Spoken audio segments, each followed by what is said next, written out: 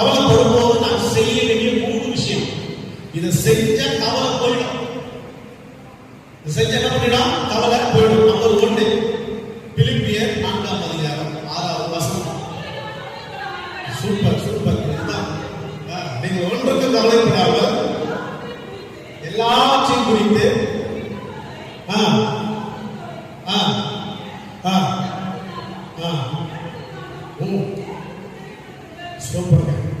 அதாவது கவலை வரும்போது கவலைப்படும் போது நம்ம செய்ய வேண்டிய முதல் விஷயம் என்னன்னா ஜபம் பண்ணணும். ஆண்டு சொல்றாரு கவலைப்படும் போது என்ன பண்ண? ஜபம் பண்ண. பக்கத்துல சொல்றாரு கவலை வரும்போது ஜபம் பண்ணு. நீங்க ஜபம் பண்ணா கவலை போயிடும். ஹalleluya. நீதிமொழிகளை வாசிக்கிறோம். நீதிமான் விரும்புகிற காரியம் அவனுக்கு கொடுக்கும். நீங்க ஜெபம் பண்ணுங்க, நீங்க நினைச்சது நடந்துடும். கை தட்டிக்கலாமா?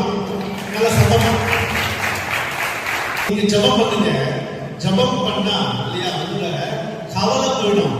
கர்த்தர் உங்க காரியத்தை வாங்கி செய்வார். நம்பர் 2 1 பேதுரு 5:7.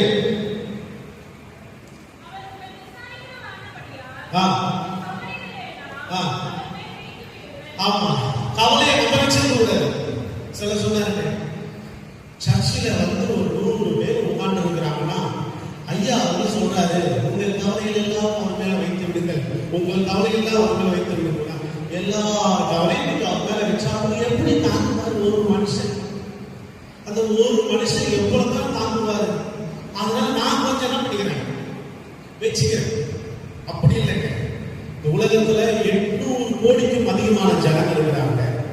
நம்ம இந்திய தேசத்துல 140 கோடிக்கும் அதிகமான ஜனங்கள் இருக்கிறாங்க இல்லையா? நல்லா கவனிங்க. ஒவ்வொருத்தருக்கும் ஒரு கவலை. ஆனா அவன் சொல்றாரு உங்க கவலைகளை எல்லாம் யார் மேல வச்சிருங்க? என் மேல வச்சிருங்க. அல்லேலூயா. உங்க கவலை போகணுமா? உங்க கவலையெல்லாம் தூக்கி யார் மேல வைங்க?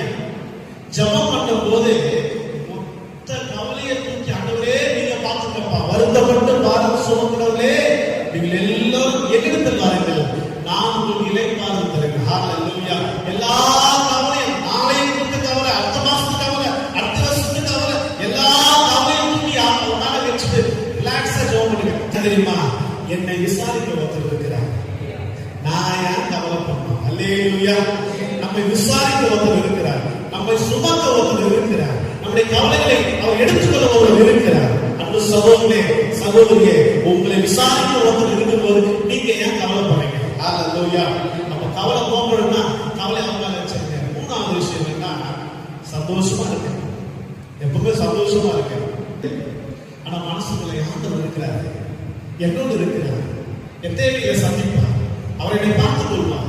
அவர் எதுவா ஈரே, எதுவா சம்மா, எதுவா சாமம், அவர் என்னோட இருக்கிறார்.